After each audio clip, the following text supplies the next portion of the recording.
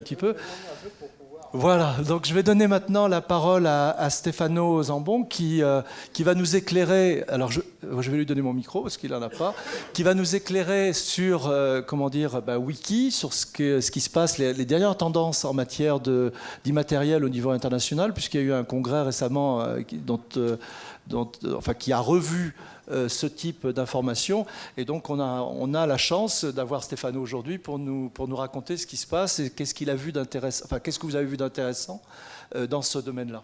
Où va-t-on ? Bon, merci Frédéric. Merci à l'Observatoire, merci au bureau et à Jérôme pour l'invitation. Comme vous bien comprenez, le français c'est pas ma langue maternelle. Et veuillez excuser quelques fautes qui arrivent. Bon, j'ai présenté, j'aimerais prendre les points de vue. Le monde de l'immatériel, c'est très grand. Alors, j'ai dû choisir une perspective. J'ai choisi la perspective des reporting de l'information sur l'immatériel, que je pense que c'est pas mal intéressant, c'est fortement intéressant. Et bon, je vous donne un peu si vous voulez, un peu de background et un peu des tendances évolutionnistes. Alors, bon, on sait bien que la comptabilité traditionnelle, c'est un outil de moins en moins utile pour les investisseurs. Je vous donne un petit exemple, peut-être quelqu'un l'a déjà vu. Ça, c'est un bilan. OK? Ça, c'était pas difficile. Pardonnez, c'est un peu en anglais, un peu en français, c'est un peu un mix. Vous voyez, c'est cash, c'est receivable, ce sont les crédits. Il y a aussi les stocks, il y a aussi des matériels, enfin des actifs. Il y a c'est l'esclavage, c'est un peu drôle ça. Mais en tout cas, ce qu'on peut faire, on peut les lire. C'est pas difficile de lire. Et l'unique problème, c'est la chose intéressante à savoir, c'est que c'est de 1399. Je veux dire que les modèles qu'on utilise aujourd'hui, on est parfaitement capable de les lire, c'est un peu vieux, c'est ancien, c'est bien établi, on dit comme ça, je pense, dans une façon un peu plus... et c'est la même chose, ça ce sont les liabilities, ça c'est les passifs, exactement la même chose. C'est 31 janvier 1399. Et en plus, vous voyez, il y a toutes les dettes, et ici, il y a les capitaux propres. C'est exactement comme on connaît. Et ça, c'est les profits, les bénéfices. Et en plus, ça, c'est les profit and loss, ça veut dire c'est les comptes des résultats. Alors, c'est pour dire que c'est clair que la comptabilité traditionnelle est bien établie, mais de l'autre côté, il est peut-être un peu trop établi. Il n'y a pas, peut-être ici, je ne sais pas s'il y a Patrick de Cambourg, mais c'est clair que c'est exactement le même modèle que moi j'enseigne, comme tous mes collègues, à l'université. C'est exactement le même, aujourd'hui. Alors, ce qui se passe au niveau international, au niveau académique, c'est un bouquin très important. C'est un bouquin publié aux États-Unis par un professeur très nommé qui c'est Baruch Lev de New York University et Feng Gu de Buffalo University. Les problèmes de la comptabilité sont analysés. Vous voyez que les titres, ce n'est pas avec beaucoup d'espoir. The End of Accounting ne donne pas trop d'espoir. Et une des raisons de la crise de la comptabilité, selon ces auteurs, c'est le fait qu'il y a le manque d'informations sur les matériels d'un rapport financier annuel. Il n'y a pas d'informations. Il y a vraiment peu d'informations. Pour vous donner un petit message, c'est la corrélation de plus en plus faible entre l'information comptable et les prix des actions. C'est 1950-2011. C'est très clair, non, quelle est la tendance. Ça veut dire que la comptabilité est moins et moins capable d'exprimer, d'expliquer les prix actionnaires. Et peut-être ça, c'est un message. Ça, ils sont réussis, enfin, vraiment, en travaux gigantesques. ils ont réussi à estimer les informations sur les entreprises qui sont disponibles aux investisseurs et on fait le pourcentage de quel est le pourcentage des informations des rapports financiers. Vous voyez que c'est autour de 10%. Mais c'est normal, c'est dans la communication aujourd'hui, c'est Internet, c'est Instagram, c'est Facebook, c'est comment il y a beaucoup de choses. Alors, ça veut dire qu'il y a un nouveau cadre. Et le nouveau cadre, c'est exactement ce que tu viens de dire, Jean-Éric, c'est qu'il y a un rôle de l'immatériel complètement différent. Ça, c'est la révolution de l'immatériel aux États-Unis. Ça, c'est l'investissement en pourcentage de l'investissement total. Vous voyez que l'investissement en tangible, c'est beaucoup supérieur à l'investissement dans les tangibles à partir de 1998. Ça veut dire que l'économie commence à investir plus en matériel. Vous pensez, oui, les États-Unis, on connaît, c'est l'autre côté de l'Atlantique. Ce n'est pas vrai, ça c'est le Royaume-Uni. Vous voyez, c'est la même tendance. Les investissements dans l'économie immatérielle sont plus forts que l'investissement dans les matériels. La France, comment est la France à ce moment ici? Vous voyez que ça c'est l'immatériel et ça c'est l'investissement en matériel. Et vous voyez que la France c'est un peu plus que 50% dans l'immatériel. Alors ça c'est la tendance. Ça c'est la tendance. Le problème ne va pas disparaître. Je dis toujours à mes amis comptables, le problème ne va pas disparaître. Alors, les entreprises deviennent de plus en plus conceptuelles, si je peux utiliser une expression comme ça. Il y a peu de matériel, beaucoup en plus d'intangibles, des matériels. Et il y a les brevets, il y a la production, ça devient moins importante, il y a un commerce d'intellectual property et il y a le business model qui est beaucoup flexible. Ce sont des éléments, ce n'est pas que toutes les entreprises sont comme ça, ce sont des éléments idéal typiques, si vous voulez. Et comme conséquence, ça, ce sont les top 500, les top 50 de Forbes.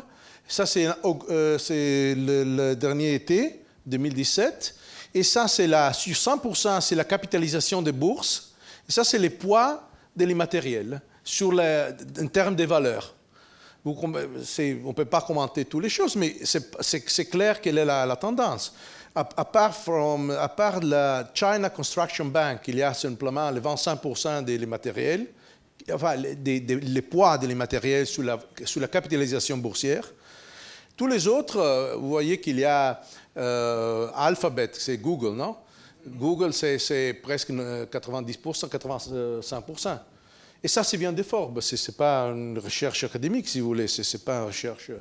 Alors, la situation, c'est paradoxal parce que les règles comptables ne permettent pas la reconnaissance dans l'actif de l'immatériel, de beaucoup de l'immatériel. Et il y a des conséquences très négatives. Il y a toutes les mesures qui ne sont pas précises, bien sûr, les ROE, les ROA, les Market to Book Value, et aussi la prédiction des flux futurs des bénéfices et des trésoreries ne sont pas corrects. Mais la chose encore plus terrible, c'est qu'aussi au niveau antérieur, on n'a pas de mesures sur l'immatériel. La comptabilité, dans ce point de vue-là, ne fait pas un bon travail. Alors, une question centrale, c'est que les entreprises doivent gérer leur matériel pour piloter les processus de création de valeur. Sont nécessaires des informations, mais il y a un manque d'informations. C'est très simple d'un certain point de vue. C'est compliqué, mais c'est très simple d'un point de vue conceptuel. Et on a besoin d'informations pertinentes, structurées, systématiques, fiables et comparables sur l'immatériel. Ça, c'est l'idéal au moins. Alors, qu'est-ce qui se passe au niveau international? Des choses. Une chose, c'est le réseau Wiki qui cherche en quelque façon de répondre à ces défis.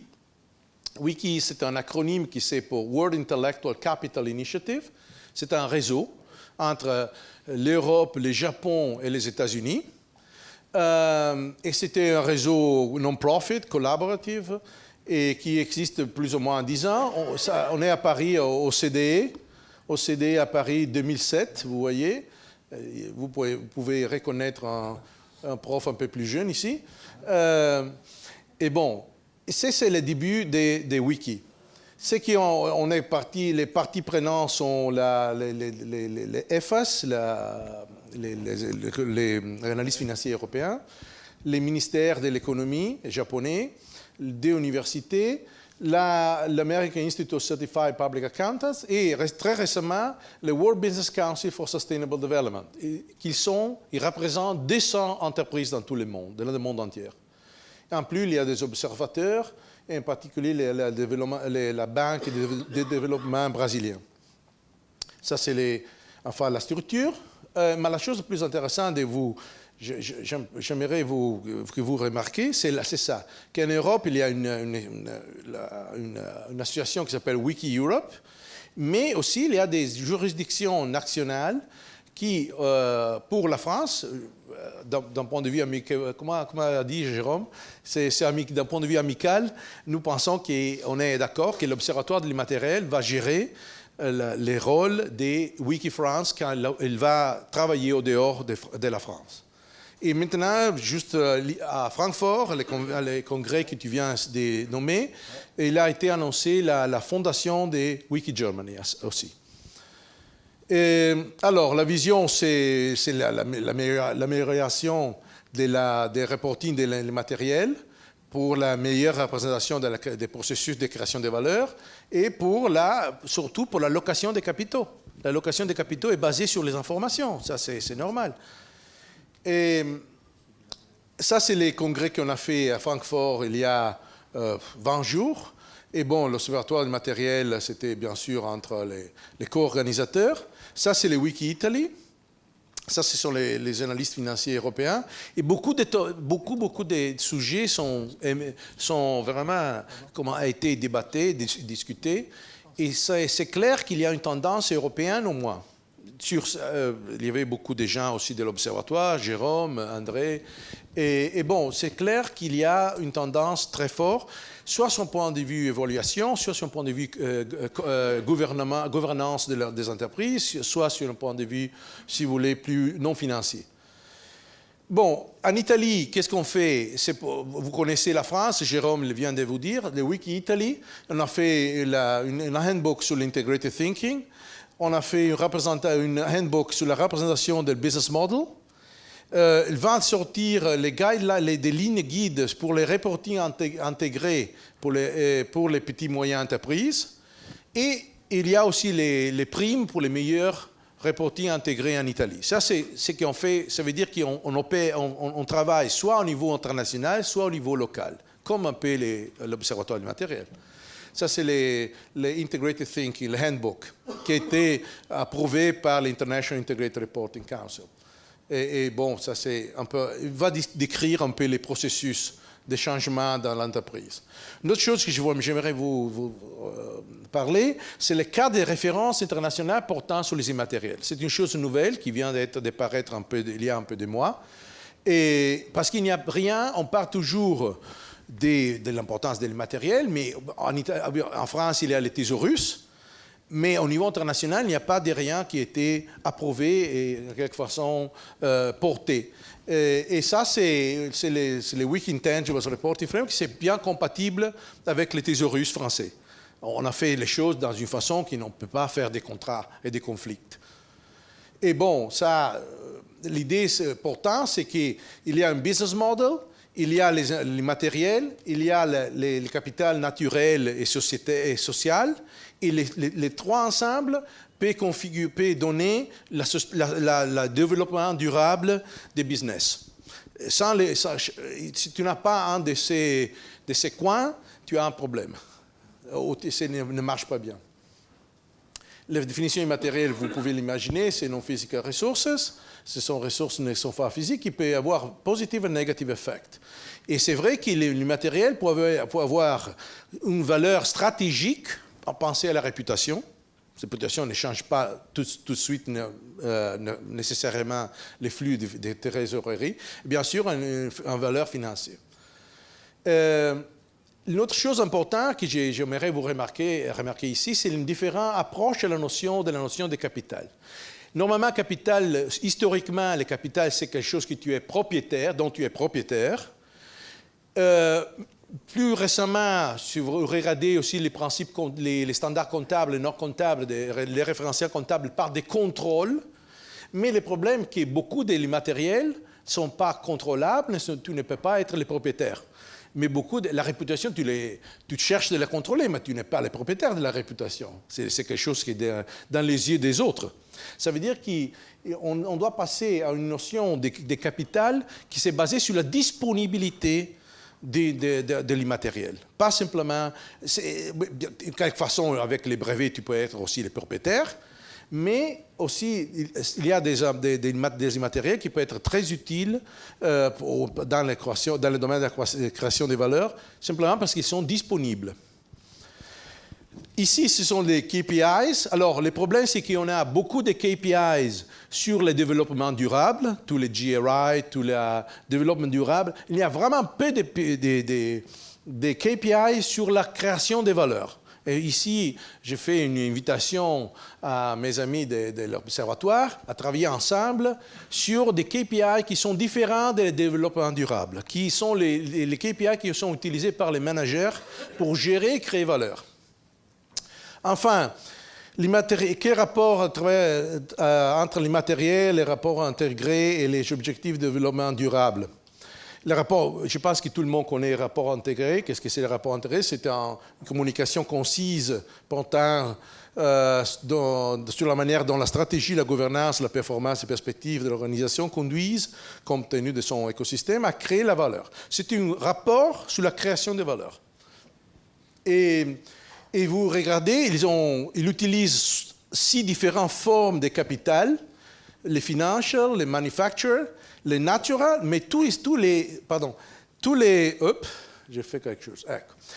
ces capitaux ici sont intangibles, sont immatériels.